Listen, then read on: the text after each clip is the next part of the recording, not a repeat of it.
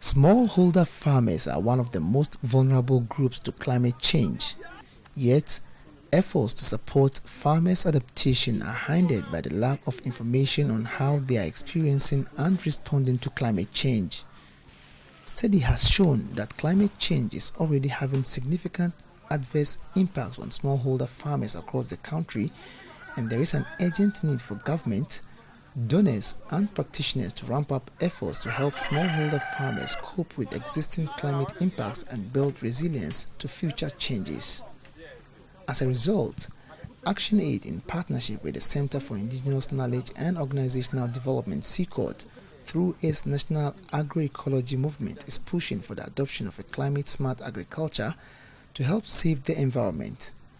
Kwame Aframdentra is the Bono East Regional Programs Manager for ActionAID.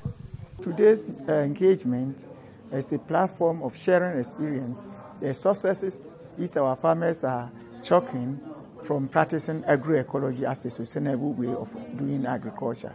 Now we have all the agri directors and we are showcasing whatever we are harvesting from the area. So they are also giving us policy perspective, what the government is also doing.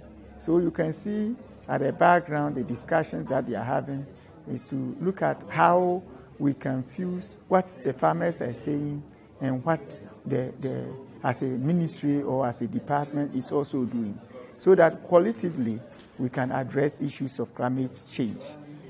The annual meeting also seeks to bring together key stakeholders in the agri sector to share ideas and experiences on mitigating climate change. Head of Programs for the Southern Sector at CIKOD, Wilberforce Latte, says there is the need for a strong partnership between the formal and non-formal sectors to achieve this goal. I strongly believe that in any field, apart from agriculture, if we want to make any headway, we need to get the formal institutions and the non-formal or non-government institutions and government institutions working together, because we have the same client. That is the community, and basically that's what we're going to do.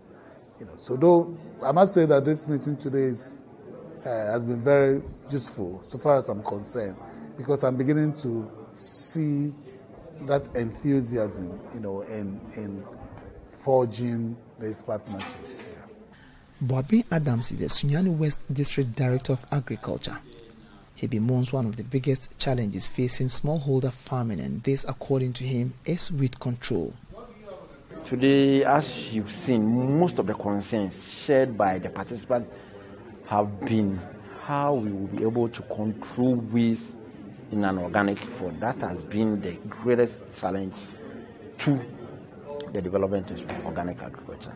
So I think meeting here, we are trying to find ways to see how we can partner, especially academic institutions, to see how best adequate research can go into finding ways in controlling waste in an organic food. Some of the participants lauded the organizers of the workshop and highlighted some of the challenges facing the sector. Grace Afra is a farmer and the president of the Banda Bao Smallholder Women's Farmers Association.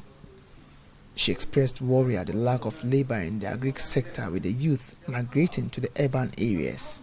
Because of the labor, everybody is busy now.